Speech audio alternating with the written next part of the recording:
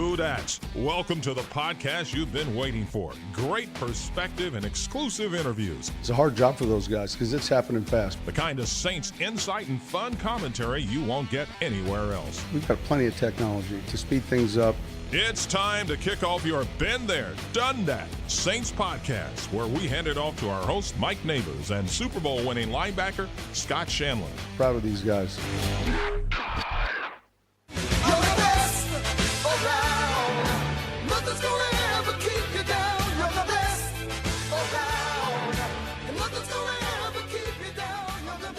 Yeah, we're throwing modesty out the window. It's our greatest hit. We've been around over 3 months. We've had 11 podcasts, but welcome to number 12, and it's our greatest hit so far. I am Mike Nabors, your host of the Been There, Done That podcast. I'm going to bring in producer Justin Thomas and my co-host Scott Shanle. Shanle, I know you're a Karate Kid fan, so I thought you'd enjoy that. I love it. Absolutely love it. Takes me back to my youth. And I told you last time I finished season 2 of Cobra Kai. So if anybody hasn't checked that out, go to YouTube TV, or it's on YouTube actually, and check that out. That sounds much more appealing than Game of Thrones. No offense, Justin. Whatever. Well, listen, how about this lineup? Our goal in this podcast is not to chase free agents. You know, we're not going to have breaking news. We're different in terms of perspective and quality interviews. We're going to bring you a great guest every week. And this kind of encompasses what we've done so far. We've had 11 podcasts. Here's the lineup we're going to have in this podcast. We're going to bring you back the best sound from the following: Zach Strief, Jim Henderson, Deuce McAllister, Roman Harper, Mike Tripplett, Marques Colston, Lance Moore, John Stinchcomb, Thomas Morstead, Larry Holder, and Pierre Thomas. And that is all within the span of 3 months. Not bad, Shanle. That's an all-star team right there. Pro Bowl all-star, an all-star team, all in one. Yeah, and we're definitely going to have more. We're excited about having not only former players but current players. It's amazing how long this Sean Payton, Drew Brees era has gone on, but it's great that we can bring guys in from 13 years ago and they can talk about Sean Payton and Drew Brees, and then we're going to have current players as we're going to cover OTAs and minicamp coming up in the next few weeks. Well, let's start with Zach Strief. He was our very first guest. And Justin, if I'm correct, still the most popular podcast we've had so far? Correct. Yeah, he had a lot of hits in that first one, but we appreciate, we're on all the platforms, Podbean, iTunes, Spotify, Stitcher. So check us out. We're on everything. We're getting more subscribers every week and more clicks every week.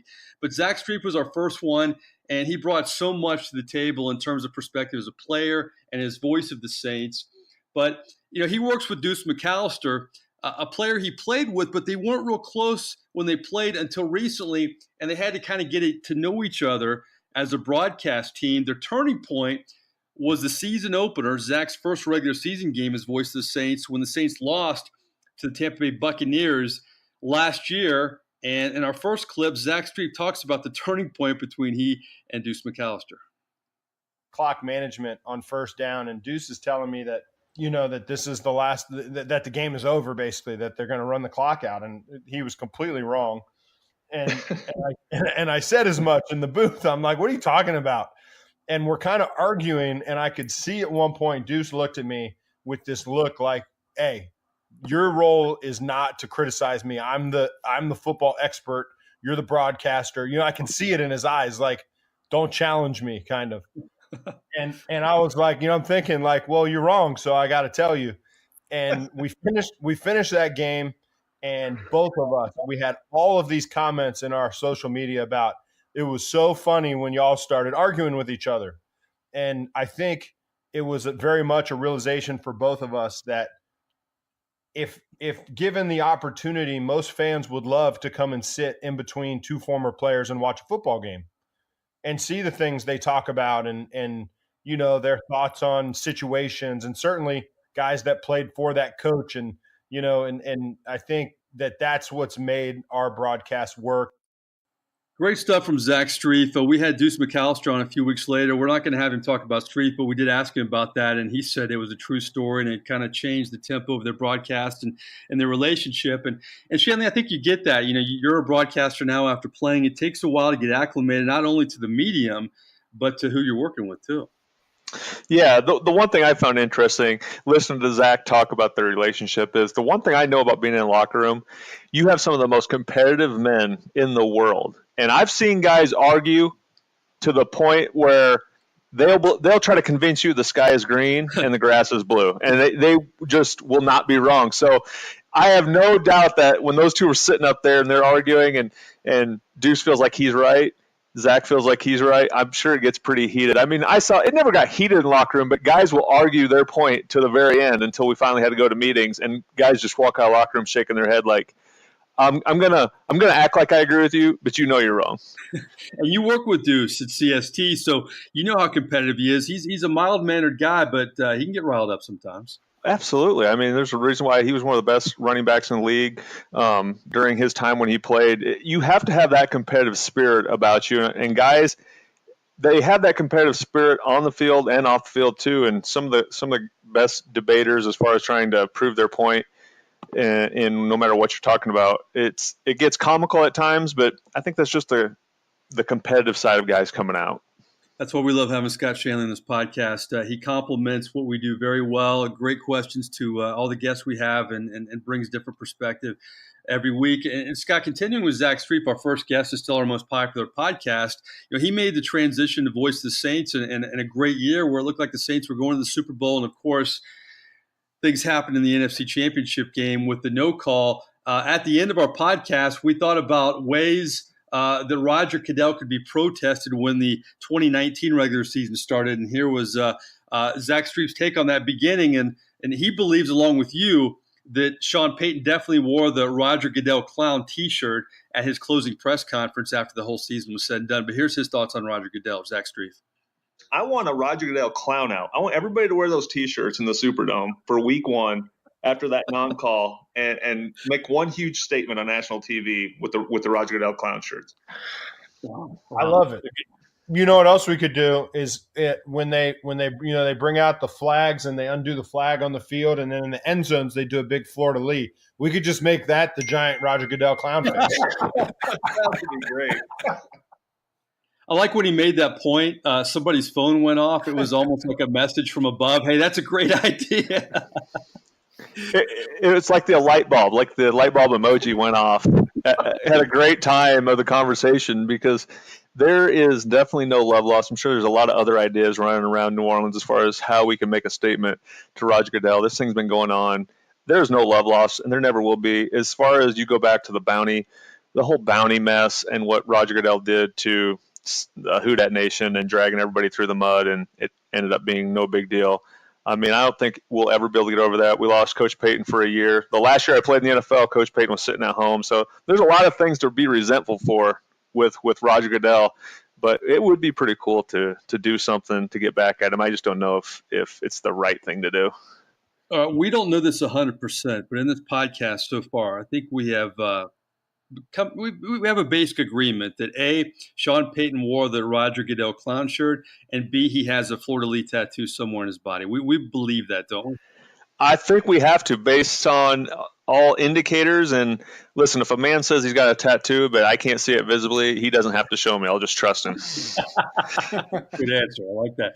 Well, speaking of the non-call, let's bring in the guy that Zach Strief replaced. We had, of course, longtime voice of the New Orleans Saints, Jim Henderson, a man, I don't know anybody who doesn't like Jim Henderson, just a great guy to be around, quality broadcaster, just a legend in New Orleans. And, he talked about helping Zach Strief. Zach Strief says he owes a lot to Jim Henderson. And I know Jim Henderson loved this comment that the two toughest men to replace in New Orleans are Drew Brees and Jim Henderson. He's had to fulfill one of those duties. But speaking of the no call, of course, Jim Henderson didn't call games for the first time in decades last season. And I asked him if he was in the booth, how on earth would you describe the no call? I think I probably would have been at a loss for words, which occasionally happens. And very bad thing to happen when you're the play-by-play man. But there are times when you are so stunned by the turn of events or something that you've just witnessed, it's hard to put into words. It's almost, I think, like witnessing something really traumatic in your life. It's hard to put into words initially. It's a lot easier, I think, later in retrospect to look back on it. But I'm not sure what I would have said, if anything. I mean, I kind of look back and think there was kind of like, for me, one of the worst calls I ever had was one of the greatest moments in Saints history, and that was the Steve Gleason punt block against the Falcons, because it was such an amazing moment that I almost found no words to describe it. I had terrible call of that play. That takes a confident broadcaster to admit when he didn't have his best call. There's a lot of egos in this business, but I think it's refreshing to hear that, because we know that Jim Henderson has had so many great calls from, Pigs Have Flown, Party with Lombardi. But I thought that was an interesting take that when you have moments like that, Scott, as a broadcaster, sometimes it's hard to come up with those words. What I found interesting is obviously Jim's a legendary broadcaster over the entire NFL, all 32 teams.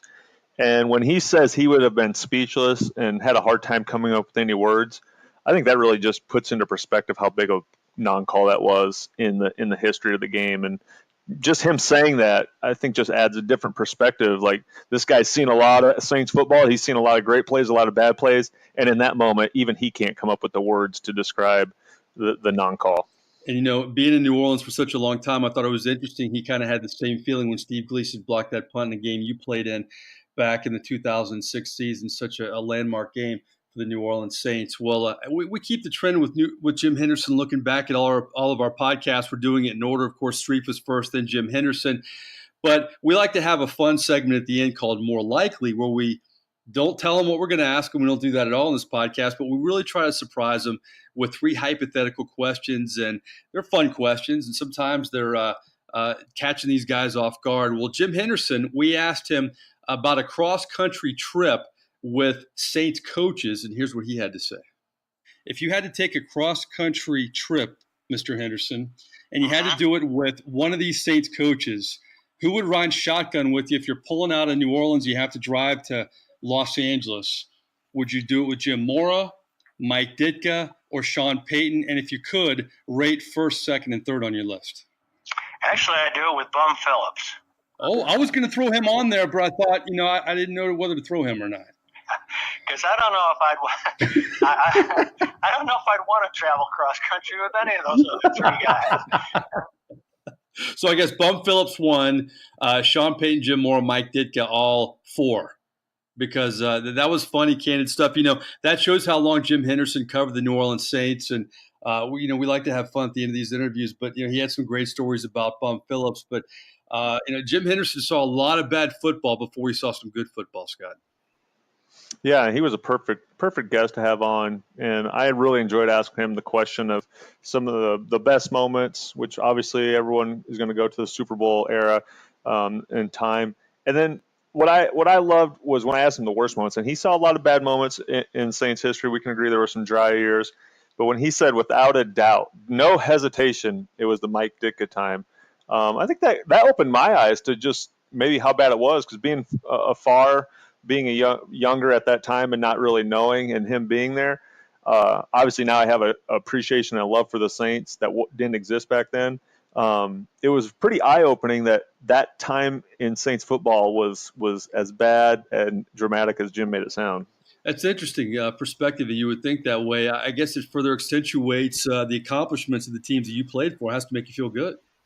Oh, absolutely. I tell people, I've said this millions of times, it feels like, there's no other place I would have rather won a Super Bowl than New Orleans, because people appreciate it more there. No other city. I think there are a lot of fans who saw a lot of dry years in New Orleans that never thought they would see the day that their team won a Super Bowl. And to get stories of people crying, to have fans have their parents, some have passed since then, witness winning a Super Bowl and that being one of the greatest moments of their life, it puts it on a whole different platform than, hey, you just won a football game. Yeah, Mike Ditka, I thought it was interesting that Jim Henderson reflected on that era. I didn't put all the blame on Mike Ditka, just said, boy, some horrible players on those football teams that he coached. And obviously trading the whole draft for Ricky Williams didn't help. But speaking of Ricky Williams, one guy who avoided the Mike Ditka era was Deuce McAllister. He came in really right when Ricky Williams was on his way out of town. We enjoy Deuce McAllister. Of course, Jim Henderson is beloved in New Orleans, but Deuce McAllister, you can almost make a case, Scott, that he may be the most popular New Orleans Saint of all time. I mean, he's up there. I would agree with that. And I think a lot of it is because of the player Deuce was. Deuce was outstanding. He was this big running back who everybody looked at and thought he's a power running back, but he was fluid. He could hit the hole. He could catch the ball in the backfield. he was one of the best backs in his era. I mean, he told you when he was on, he dealt with some injuries at the end of his career that ultimately ended his career earlier than he probably would have liked. But when you look at Deuce's ability, it makes him one of the greatest players in Saints history. But it's when you couple with Deuce as the man, the person he is, and everything he embodies, it elevates him into that upper echelon of guys who should be in the Ring of Honor when you're talking about Saints players. I know our producer, Justin Thomas, there's no doubt who your favorite Saints player growing up in New Orleans was. It was Deuce, right? It was. And thanks to you, you embarrassed me when I was going to ask a question. Tried to give you some love, brother. Come on. Yeah, but you don't just point out how nervous I am right before I ask a question.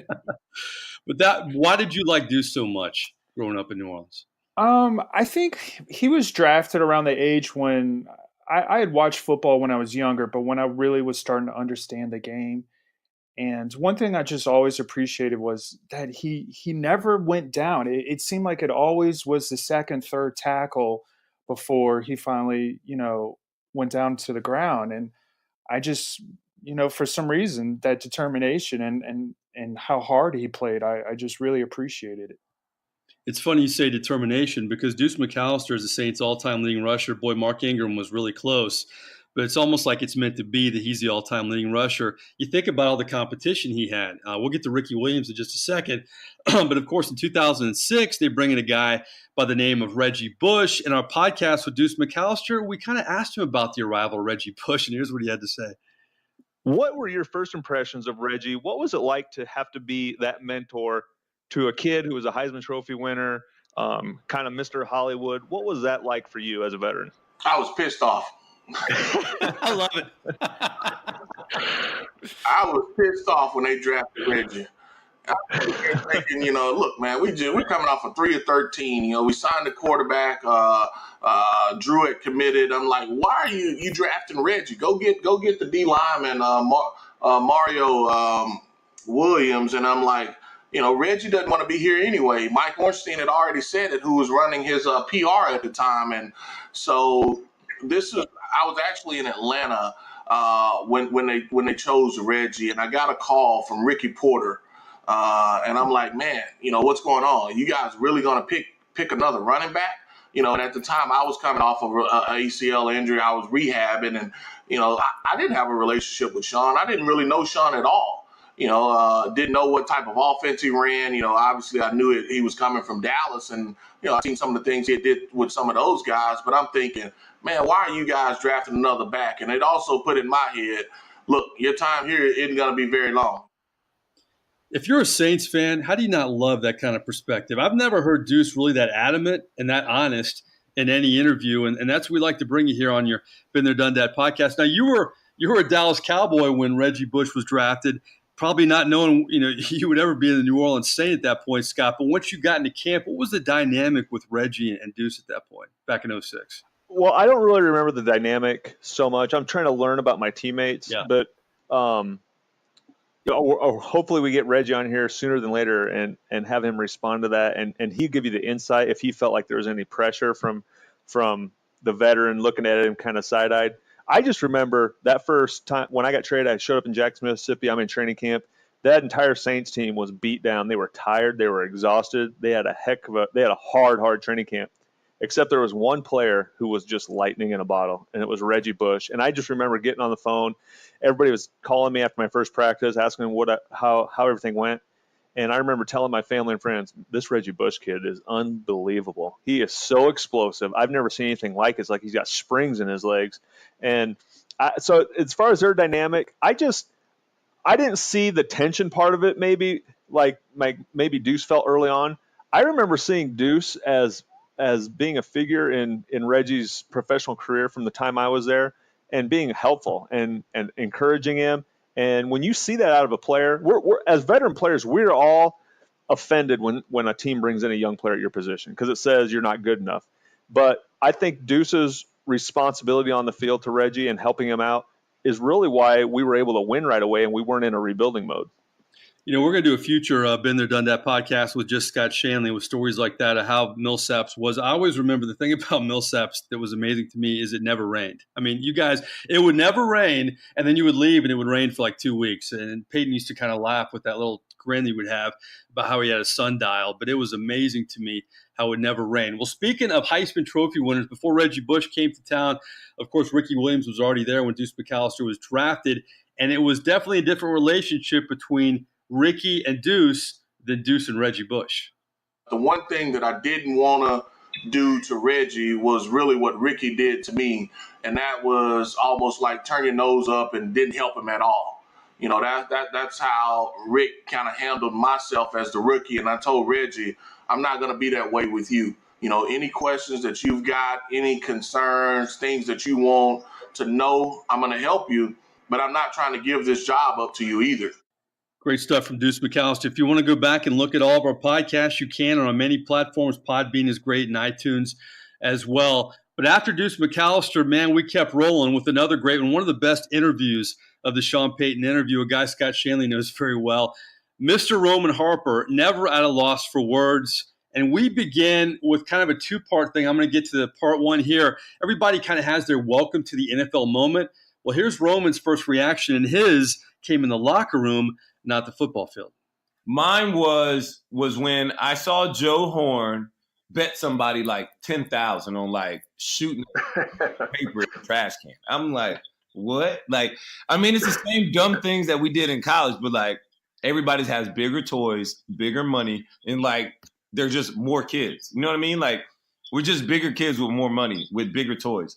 I was like, dude, like they're like the same as what I was in college with my same buddies. They just do more ridiculous things. So when I saw that was my like wow moment.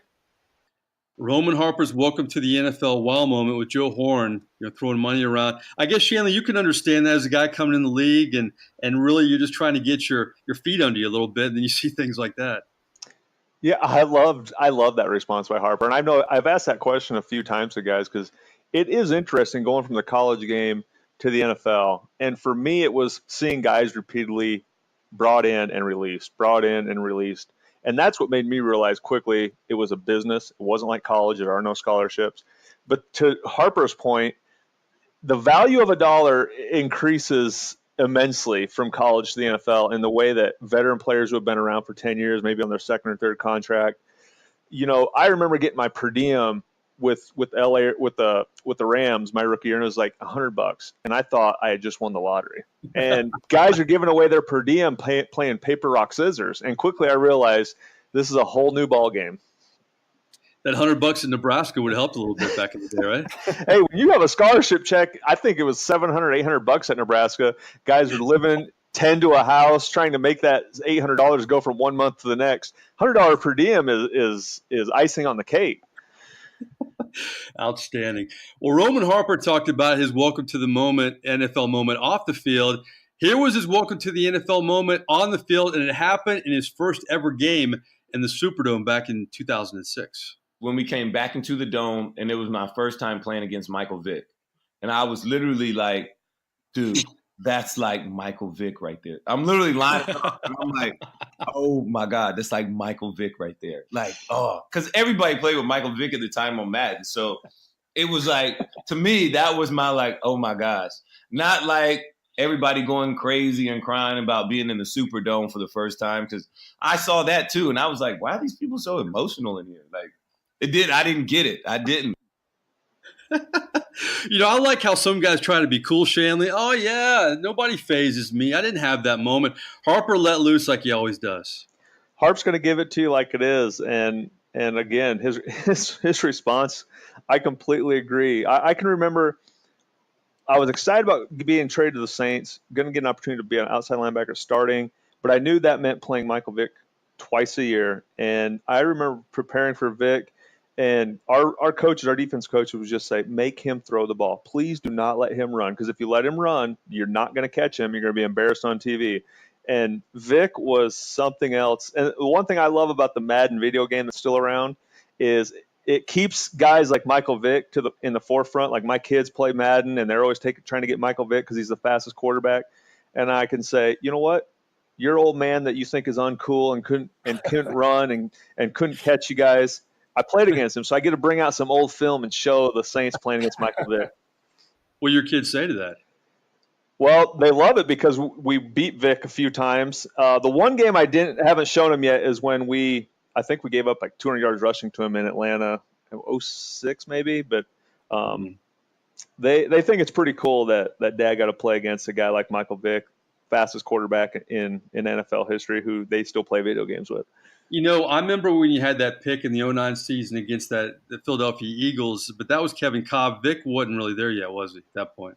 No, Vic was gone. He went away pretty quickly after that 06 season, and then Atlanta was in rebuilding mode for a while there. But the handful of games we did play against him, I remember Joe Vitt, our linebackers coach, who was in the NFL he's still in the NFL, almost 40 years now. He would say in our meetings, guys, there's two guys in the NFL who keep me awake at night when we have to play them. It's Peyton Manning and Michael Vick. And it was so true because you never knew what he could do. That's great stuff. Well, Michael Vick, to me, had some great years at Philadelphia. People kind of forget about too, but we'll always kind of play the what-if game with his career. But Roman Harper was definitely one of our better podcasts. We like to mix it up. We mostly have players. We're looking to have some coaches down the road. But we also have media members, guys who've covered the New Orleans Saints for a long time. And one of those guys is Mike Tripplett. Of course, he started the Times-Picayune, and now he works for ESPN, has covered the entire Sean Payton, Drew Brees era. And boy, it's been a great era. But I think there's kind of a what-if factor about this era because they have come close, this team, to winning multiple Super Bowls. We talked to Tripplett about that. This is a team that deserves to have more than one. It's a coach and a quarterback that deserve to have more than one. But thank goodness they did get that one because otherwise, you're right. They'd be the best team that never won one. They'd be the ultimate what-if team. But I always did think that San Francisco game was going to be the biggest gut punch in franchise history, that would always be the one that got away and the toughest loss maybe in Saints history. I never imagined that I would see two losses worse than that. It's been crazy. I know you feel the same way, Shanle. We're going to get to more on that San Francisco playoff game in 2011 with Pierre Thomas as we have our greatest hits here on your Been There, Done That podcast. But I know you can identify with what Tripplett said. I thought Mike hit it perfectly on the head, and I never really thought about it in those words that he expressed, and it was a perfect statement that, can you imagine if the 09 season didn't happen? It would be, I think there'd be a different outlook on Drew and Coach Payton's career in New Orleans, and thankfully we were able to capture that season. But obviously there were, I would say, definitely 2 years, maybe 3 years where that team was a Super Bowl caliber team, and you could have made the argument that it was the best team in the NFL. And so it is great that the 09 season we were able to capture that moment. No doubt about it. I mean, it makes you kind of feel for Buffalo Bills fans in so many ways because if the Saints hadn't won in 09, you could be looking at something similar, not 4 straight Super Bowls, but boy, so many close calls. Well, a giant figure in the Sean Payton era is Marques Colston, the best wide receiver the franchise has ever seen. But boy, who would have predicted that when he almost wasn't drafted, barely squeezed in to the 2006 draft, and despite everything he accomplished, was never a Pro Bowler, and that's because Marques Colston wasn't like most receivers. He was a modest wide receiver, very businesslike, and we brought him in for a podcast where he was more candid and more outgoing than in any interview I have ever conducted with him, and I covered every one of his games as a New Orleans Saint. Our first glimpse at look back at the Marques Colston podcast, I asked him, why don't you celebrate? Where does that come from? A lot of it is the way I was raised. I grew up in a pretty big family, a lot of siblings. So, our parents were always, they were just really blue collar types of people. And, by the time you get to the NFL, there's a lot of the outside noise, but at the end of the day, I approached it. It was my job, and really, I got paid to get first downs and score touchdowns. So, I always make the joke, when you see a surgeon, successfully complete a surgery, they're not in there, spiking the scalpel. So. So to me, that was what they paid me to do, and so I approached it. We're going to get to Lance Moore in a second, who had kind of a different theory on celebrating touchdowns. But, I have no problem with what Lance Moore does, and I have no problem with Marques Colston. I thought that was one of the best lines of the podcast so far, though. Yeah, Marques, to each their own, and you have to be true to yourself. If you're not a talkative guy and you lead by example, then you do that. If you're a talkative guy, then you do that. But the one thing you can't do is be something you're not. And to Marcus's credit, no matter how many catches he had, no matter how many Pro Bowl snubs he had, he was the same Marques. Every single day you saw him, every single year. And, when we had Lance on, I said, and I referred to Marques as one of the best Saints receivers of all time, Lance quickly cut me off and said, the best. Yeah. Not one of the best. He is the best. And that type of respect from the guys that played with Marques, I think just tells you the respect that he had in that wide receiver room. And just because he didn't go to Pro Bowls, I still think people respected him throughout the league. He played in an era with Calvin Johnson in Detroit and guys like that. So they found reasons to keep him out of the Pro Bowl, but he was a Pro Bowl caliber receiver who had a heck of a career. He had 10 years in the NFL, all with the New Orleans Saints. 10 years, 6 of those years, over 1,000 yards receiving, and he had 2 other years where he had over 900 yards. I mean, so many great stats for Marques Colston. It is amazing to me he didn't make one Pro Bowl, especially when you have guys pulling out. You figure at least 1 year he would make it. But here's Marques Colston in our podcast about never being a Pro Bowler. Here's what he had to say. The Pro Bowl thing, there's some other things that, get people to that level.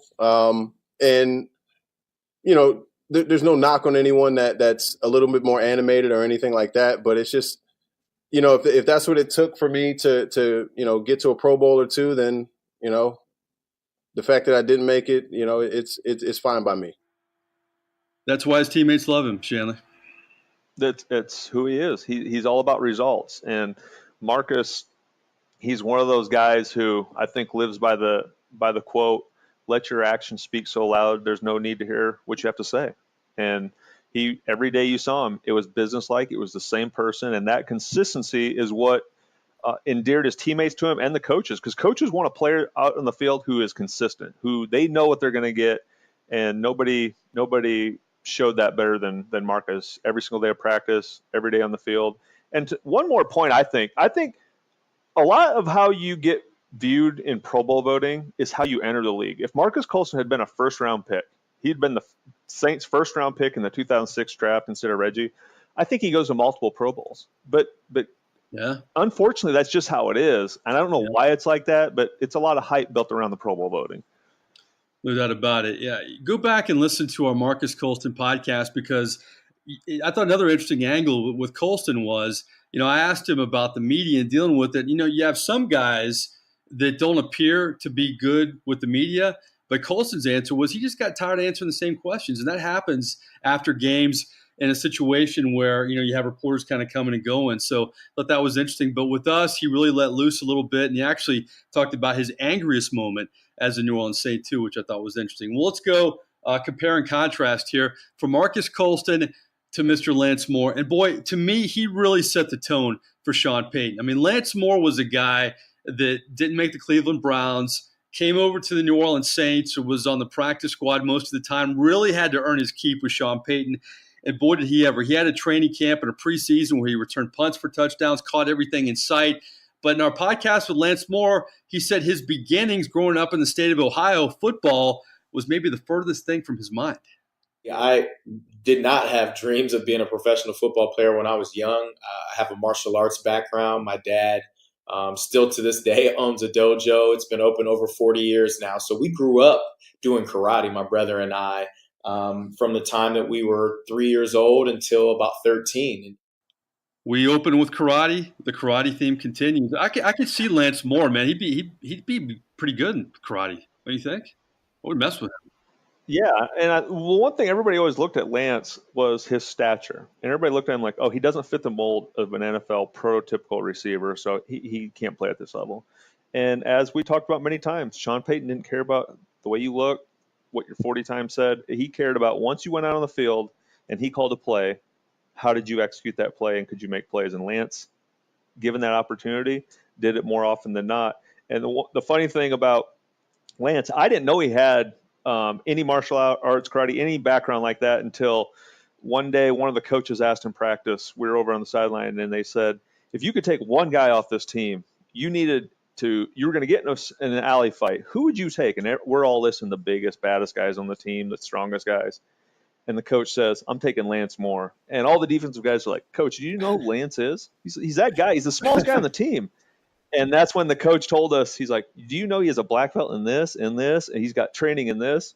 And we all looked at Lance a little bit different. I don't think anybody picked a fight with Lance in training camp when it was hot after that. See, Shanle, that was an unprompted great Saint story right there. That's what you bring to the table. You know what? Well, if you'd pick one guy for a street fight, you'd also pick Lance Moore maybe to be on Dancing with the Stars, the best dancer for years, especially in a receiving core where you had Marques, Colston, you had Henderson, you had Robert Meacham, three very quiet wide receivers in a league where not many wide receivers are quiet. Here's Lance Moore talking about celebrations and why they mean so much to him. I found extra enjoyment in being able to run down the field and give a huge first down signal, or to do some sort of a touchdown celebration that somebody on Twitter mentioned to me a couple hours before the game. I mean, I always enjoyed having fun. I was a huge fan of when Ocho Cinco and Steve Smith had their weekly battle of who's going to be the best dancer. I was so kind of enamored with them being able to express themselves and enjoy themselves that way, that I knew that when I got there, if I got the opportunity, and obviously I was fortunate enough to score a bunch of touchdowns, that I was going to do it. The unfortunate thing now is that I'm still not playing, and I would have loved to have been with the current rules where you can do choreographed, you can do group celebrations. I mean, there's guys coming off the sideline. I feel like I almost missed my time. Yeah, you were on the sideline, Mr. Shanle, for a lot of Lance Moore celebrations over the years. I know as a teammate, you had to get a kick of what he was doing out there because he did score a lot of touchdowns. He had 44 career touchdowns. Oh, Lance, you were always entertained, and a guy would stand up after he made a first down or especially a touchdown and see what's Lance have for us this week. And it was that difference. And we talk about Marques, who is not going to get hyped and celebrate, versus Lance. And those guys were in the same room every day, and they all got along. There were no clashes. And I think that was the beauty of our team, is we had a lot of different personalities. Everybody respected the way one another went about their business. But what you knew with Lance, he is the one player from when we played that definitely missed out on this era of whatever shoes they want to wear, whatever color of socks they want to wear. I mean, Lance missed out. I remember Lance taking a fine for a Christmas Eve game, and I think we might have played Atlanta. And he did the green tape on one shoe and the red tape on the other shoe. He took a pretty big fine. I think they actually made him take it off during the game, which they wouldn't do that now. But he was definitely a player before his time with the new rules as far as that extra flair. You know, we'd love to incorporate everything in this best of edition of your Been There, Done That podcast. But what we like to incorporate, too, is kind of the journey for these guys. We mentioned that he was a big practitioner of karate growing up with his father. But Lance Moore also talked about, his early beginnings, and Colston talked about that as well, the turning points for both of them. And if Lance Moore hadn't gotten hurt in his bowl game, playing in college, he probably would have been drafted. So a lot of good turning points in these podcasts as well. And so many great interviews in the Sean Payton era. One of those guys is John Stinchcomb. In our podcast with John, of course, he was one of the few holdovers from the Jim Haslett era that was a big contributor in the Sean Payton era. And he talked about the differences in our podcast with him of those two eras. Man, I love the game of football, always have. And I really didn't feel like I fit in with the group of characters that we had in that locker room for the first 3 years of my career in New Orleans. I tell people I played for the Saints my entire career, but two different teams. Just because of the difference that existed in the locker room and from the coaching staffs. I thought that was really good stuff from John Stinchcomb. He was very candid about how he felt as a New Orleans Saint the first couple of years. And then when Sean Payton came in, as you know, Scott, you were there. A changing of the guard. You had a guy like Joe Horn who wasn't around for long. Dante Stallworth. I mean, stalwarts in the Jim Haslett era, a lot of them weren't around for long. I thought Stinch's comment about that was interesting, because if there was anybody who was a holdover player from the Haslett era that made that transition easy, for themselves was John Stinchcomb. He was a lot like myself and Scott Fajita and a lot of these new guys who came in who were just ready to work, who were ready to win. And I talked to Stinch. I talked to Will Smith and Mike Carney and guys who were holdovers from the Hazlitt era. I'll tell you what, Mike, it sounded like it was the closest you could get to the HBO episodes of Ballers Really? than any other team in the NFL. It sounded like it was crazy. Really? And it definitely wasn't like that under Coach Payton, that's for sure. Well, this is our best of podcast. So there's a tease for you, listeners. We're going to have more of those stories from Shanle because I want to get more in depth on the whole Ballers thing. That's good stuff. You know, one thing you would like to ask Shanle in these podcasts is a play you'd like to do over again. And you asked that to John Stinchcomb. Now, a lot of guys would kind of like to revel in a great play. For Stinchcomb, it was the opposite as he kind of looks back at a game he'd like to have over again when the Saints played the Bears back in 2006 for the NFC Championship. We're trying to mount a comeback and going up against a guy named Adewale Ogunleye. Very nice. Yeah. And he's got, for real. Well, it's a memorable name. And he's got like he's got one go-to move, and I'd practiced it all week of how I'm going to stop it. And he's going to come back inside, and I'm going to, all these different things. Well, 3/4 of the game, no problem. I've stopped it pretty successfully. And we're trying to make this comeback. Anyway, here it comes. He gets me on it. I try to spin. It's a sack, fumble, turnover, nail in the coffin. Oh, man, it was such a brutal play. So pretty much the last quarter of the season that you have 9 months to think about until you play another real game. And I still think about that one.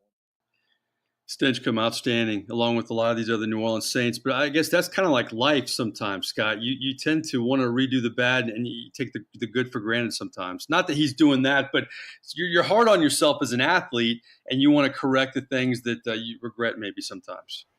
Absolutely. As players, the fact that they record everything we do on the practice field, you'll have a great play and you'll go into meetings and it never looks as good as you thought it did. But it also works the other way, too. It's never as bad as you think it is. Like Stinch was talking about that play that he can't get over or still thinks about every now and then. I don't even remember it. And it was to him, it was the difference in the game. And I remember so many other things, like us letting Rex Grossman complete deep balls on our defense to win the game. So every player has an individual memory and a story of why we lost a game. And it just goes back to that competitive nature. You don't want to be the reason or feel like you're the reason that you lost a game.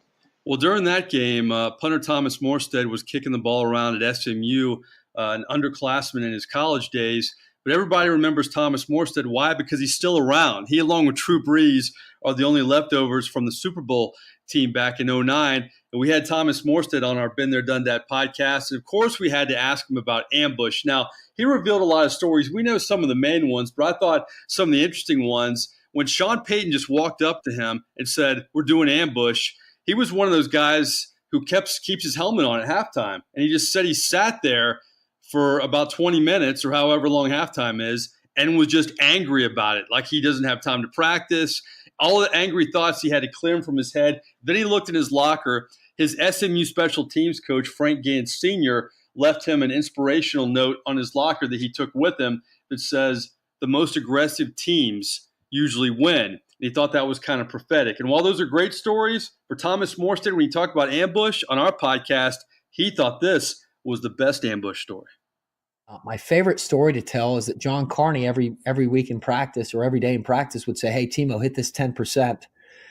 Essentially, don't kick it too far." And whenever I went out there, he was the last person that said something to me. And he grabbed me by my shoulder pads, turned me around. He said, "Timo, 1%." Because he knew I had adrenaline just flowing through me. And went out there. I don't really remember doing the kick. Kind of blacked out, honestly. And I just think it's so cool that Chris Reese recovered the ball. He didn't even know if he was going to be active that day. And he recovered that ball, and obviously the rest is history.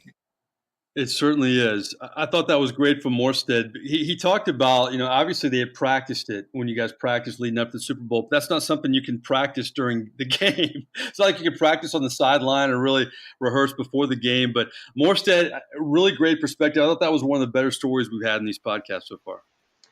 I think Thomas has probably gotten questions about the ambush onside kick millions of times, but his answers and his insight into the moment Coach Payton told him how he felt going through that long halftime, thinking about making that kick. It was news to me. Like, there were parts of that interview that I had no idea that existed as far as Thomas's thinking about it, and how initially he was kind of mad. Like, he didn't think it was the right time for it in the game, and now it goes down as one of the biggest plays in not only Super Bowl history or Saints history, but in NFL history. Everybody still talks about it. But the one other thing that I thought was cool about that is gives you a little insight into the type of people and the character of guys in the locker room was it didn't take Thomas long to mention how awesome it was that Chris Reese recovered the ball. And, he made the biggest kick, but he needed someone to recover it in order for him to go down as a hero. And just another example of great guys and high character guys in the locker room. Yeah, you see around the NFL teams that struggle for years. Cleveland, they're getting better now, but Cleveland, the Bucks, you could go on and on with a lot of these teams. They don't have good locker rooms. And even when the Saints struggled and had those 3 straight 7-9 years, a lot of it, they didn't have the locker room that you guys had from 2006 to 2012 or 2013. So it makes a big difference. Well, we stick with the Thomas Morstead podcast when he was on with us. Of course, he's a great punter, the best punter in the history of the franchise, but we wondered if he wanted a little more out of his career. Would he like to kick a field goal every once in a while? I've already told Coach Payton that. Absolutely. I said, hey, look, at some point I need to score points in an NFL game. And the likelihood of you guys letting me run a ball for a touchdown is very low. So I'm going to need an extra point at some point. What does he say when you say that to him? I think he hears me. I've been around for a decade. I feel like I've been pretty good to him and to the team. So I'm holding out hope that at some point there's a game late in the season where I think the only way it would happen is if we were winning as far as the season goes, and at the end of the game was over, and we'd have to be winning by a lot late in the game for him to let me do that. But it'd be a pretty cool thing to do. When we have Sean Payton on this podcast, we're going to play that for him, Shanle. We got to play that for Morstead. Yeah, let's put a little pressure on Coach. I mean, we gotta reward Thomas a little bit. I see Johnny Hecker for the Rams are throwing all these passes and they're giving him a little bit of limelight. Let's give Thomas the leg Morstead a little bit of shine while we can. He does so much on the field and off the field. We talked about when we had him on, when he was drafted, the whole media room was thinking, man, this team has so many more needs. I know in your neighborhood, your neighbors were saying, you drafted a punter? Really? I mean, it was really a crazy story back then, but needless to say, it has worked out. All right, we go back to our final two guests. Our next one was Larry Holder. He, like Mike Tripplett, has covered the New Orleans Saints since Sean Payton arrived. And boy, I don't know really where to start with Larry Holder. You got to go back and listen to the Larry Holder podcast. He has very entertaining stories about Sean Payton, but we had to keep this within 2 hours, so we couldn't play all of them. But a young Larry Holder who grew up in New Orleans kind of reminisced about his fan days as a Saint growing up.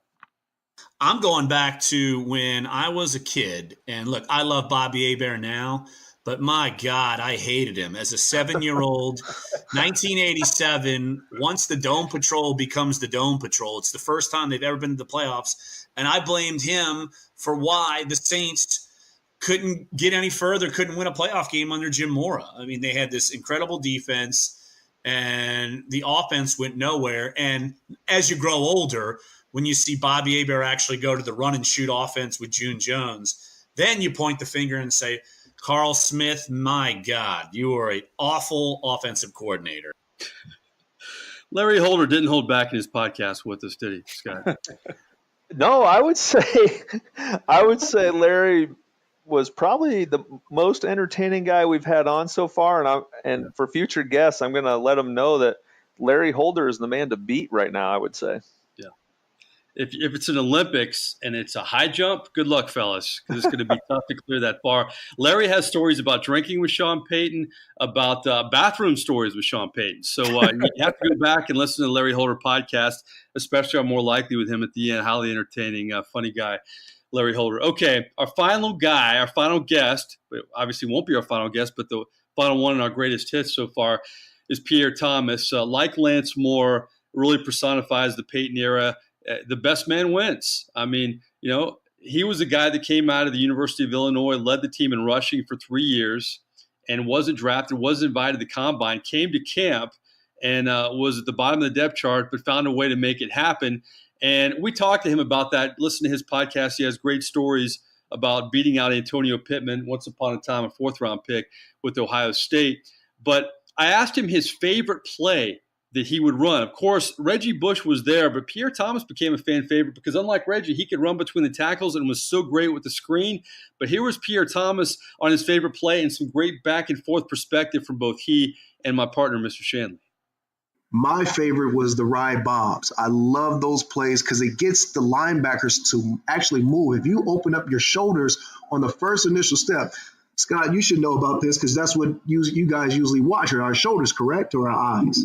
I'm watching your eyes initially and then your shoulders. Wide turn, I'm turning to run wide. You're downhill, I have to step downhill. But I agree. You were good at that play because you glided and you're very smooth and patient on the play.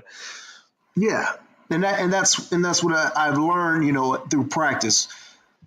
That's the kind of stuff we want, along with the great stories, the great perspective. I love the back and forth with you and your former teammates, and I'm sure you've enjoyed that, and I know you remember all of that. Yeah, Pierre was one of those guys, and I told the story on that podcast with Pierre about when we had a scrimmage in Jackson in the stadium, and they threw a ball to him in the flat, and I think he made everybody on defense miss. And I went over to the sideline and told guys, this kid's got a chance, and he should be on our team because he was obviously better than Pittman. And that was kind of the moment where Coach Payton was going to prove to the team that what I say, I'm gonna hold up that end of the deal. I'm going to keep the guys who perform, and they did. They obviously cut the 4th rounder Antonio Pittman, kept Pierre Thomas. The rest is history. He's now in the Saints Hall of Fame, deservedly so, because Pierre was one of those guys who, and he told you, if you have a 40-yard test, you're not going to take him in the first round. But if you put some pads on him and put him in a game, everybody's going to want him on their team, and we were that team, thankfully, to have him on Sundays because I equated when I first saw Pierre. I thought his running style was a lot like Emmitt Smith. And I know that's a lot because Emmitt Smith is the all-time leading rusher, but very patient runner, very strong center of gravity, hard to tackle, kept his legs moving, and kind of a glideful, effortless running style. Interesting. I like the fact that we're looking back at these podcasts so far, and you're learning something. If you're learning something, I can only imagine the Who Dat Nation, what they're learning, and of course I'm learning, and Justin, we're all of us. That's kind of every week. We really don't know what we're going to get out of this, and I think it really kind of comes to the final clip that we're going to play. Back in 2011, we've talked about it with Mike Tripplett, that game against the San Francisco 49ers. You guys win that. You go back to the Dome, face the New York Giants, and then probably plays the Patriots and very possibly win another Super Bowl. That was a tough one before the recent no calls and, of course, the Minnesota game. But Pierre Thomas was knocked out early that game against the San Francisco 49ers, and he wasn't happy with the game plan of the Saints offense, especially how Sean Payton used running backs Darren Sproles and Mark Ingram. Here's what he had to say in our podcast with Pierre Thomas a few weeks ago. That game basically showed, well, you didn't let these guys run any of the plays that you made for me. So when you put some of these guys in the game to run the plays that I ran in practice and you never gave them a shot, Mark or Sproles, they might not perform the same. It might be a little different. They never ran it before. They don't know probably what to look for.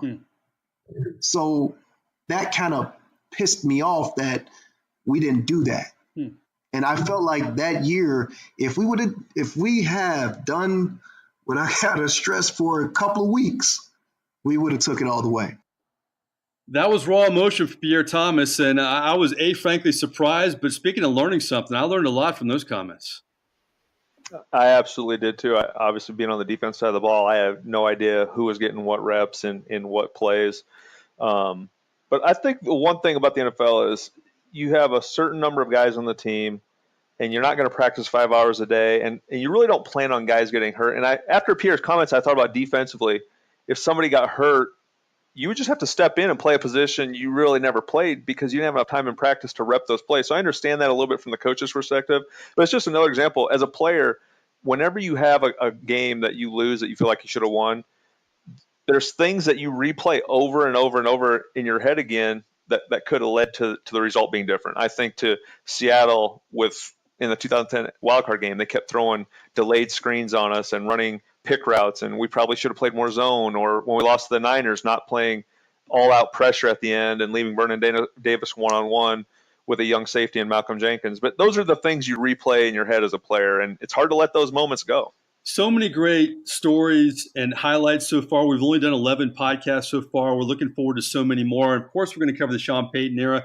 But we mentioned the Jim Haslett, Mike Ditka, of course, Jim Morrow. We're going to have a lot of people from different eras from the New Orleans Saints as well. But after 11 podcasts, we put this up on Twitter. I want to get your vote. We may put this up again, Justin. What do you think? Because now we'll have our listeners be able to kind of digest what the best moments have been so far, and they can listen to past podcasts. But here's what we put up on Twitter: the best 4 moments we thought of all the ones that we've given you. Well, that I almost want to put Pierre Thomas because that was a good one there too. But Deuce McAllister's Reggie Ricky stories, Thomas Morstead's ambush takes, Larry Holder's Sean Payton stories, which we didn't have time to play for you, but trust me, they're entertaining, and Marques Colston's surgeon celebration parallels. Out of those 4, Scott, which one was your favorite? I'm going to go with Marques because it was the most unlikely comment from Colston. Obviously, everyone who's come on here has said, wait, Colston did this? Colston never talks. So the fact that came out of Marques Colston and the image of a surgeon spiking a scalpel is something I never had in my head until Marques was on the podcast. So I'm going to go with Colston. Justin, out of those 4, what stood out for you? I got to go with the Sean Payton stories by Larry Holder. Those had me laughing even days after. Every time I would think of them, I would laugh to myself. It's just something that I kind of wish I could have witnessed, but the way he tells the story, they're great. I wasn't sure if he would bring it up. I kind of wanted to see if he would, and Larry Holder did not disappoint. You know, in the same vein as what Shanle said about Colston, I kind of like the Deuce McAllister, Reggie. I was pissed. I mean, you've never heard him say things like that. I mean, you know, in terms of on air anyway, maybe off camera, but I thought that was raw stuff from Deuce and a lot of raw stuff from a lot of New Orleans Saints. So we'll put it back up there on Twitter. We'd love your input. If you have another one that you liked, please give us an input. As we plan to bring many, many more of these. But before we go, always a little extra. It's a little lanyap time.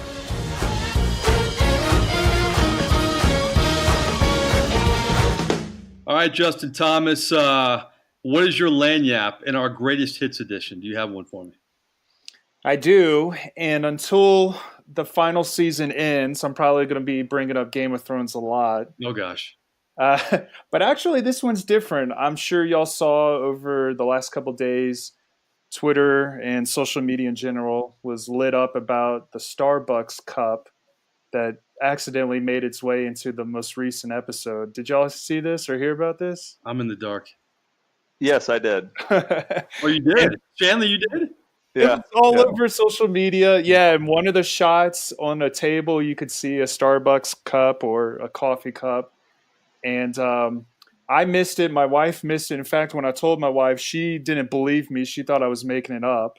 I had to show her the HBO article where they admitted they made a mistake. But what's crazy is that apparently Starbucks has said they have made or got about $2.3 billion of exposure just from that one mistake. Goes to show the power of social media. Dang. Power Game of Thrones too. Shanle, what do you have for your lanyap?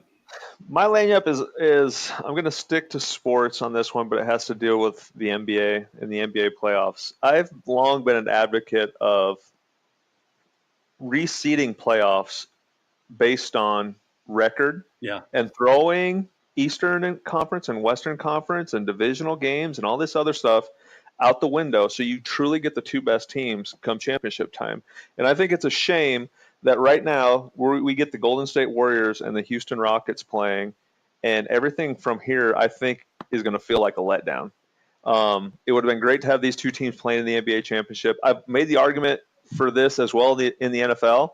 getting rid of divisions and having every team have one or two rival games where the Saints and Falcons are playing every year. That's just how it's going to be, because it bothers me in the NFL that you get an 11-5 or 10-6 team that gets left out of the playoffs for a 7-9 Seattle team in 2010.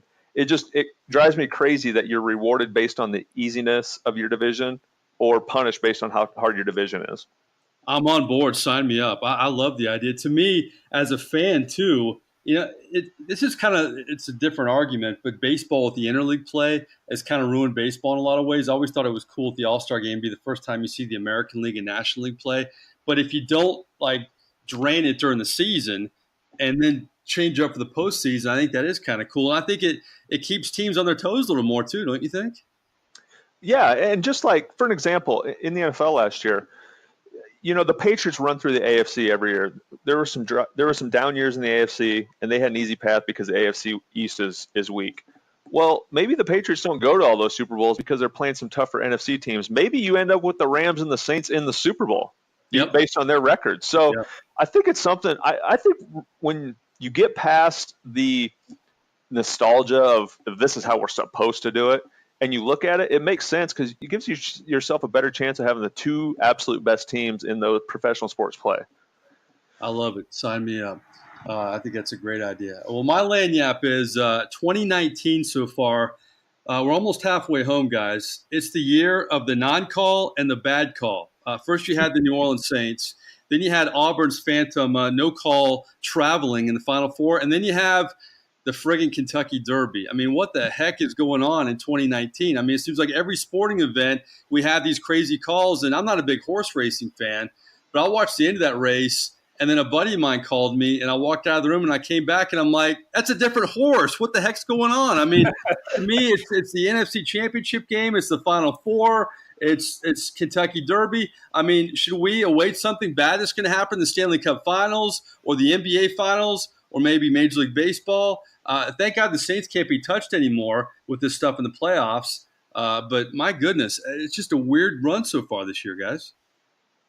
It's been a crazy year. And to me is we have the power of review. We have all sorts of time. We have all sorts of technology. Just get it right. Just get it right. Have the right team or the right horse, if you want to say that. Get it right. Because to be honest, what's changed now more than anything is you have a lot of money being spent on sponsorships, people on TV. But more than that, you look at all the legalized gambling. There's people that gamble and put a lot of money on the line. You have to start getting these things right. It's the first thing I thought of, actually. Can you imagine being in Vegas and going crazy because your horse won? You're celebrating. I mean, I just went out of the room to talk to a buddy. Some guy's jumping up, celebrating, and then coming back and, no, you didn't win, buddy. I mean, I can't imagine. I'm sure some people go to Vegas and just do that for the Derby like they do for other stuff. Yeah, that's crazy stuff. Well, listen, this is our first Greatest Hits edition of your Been There, Done That podcast. I hope you enjoyed it. If you liked the snippet of some of those interviews, of course, go back and check out our 11 podcasts and great lineup. Zach Strief, Jim Henderson, Deuce McAllister, Roman Harper, Mike Tripplett, Marques Colston, Lance Moore, John Stinchcomb, Thomas Morstead, Larry Holder, and Pierre Thomas. For Justin Thomas and Scott Shanle, I'm Mike Nabors. Remember, catch us on Podbean, iTunes, Google, Spotify, and Stitcher. We'll talk to you next week.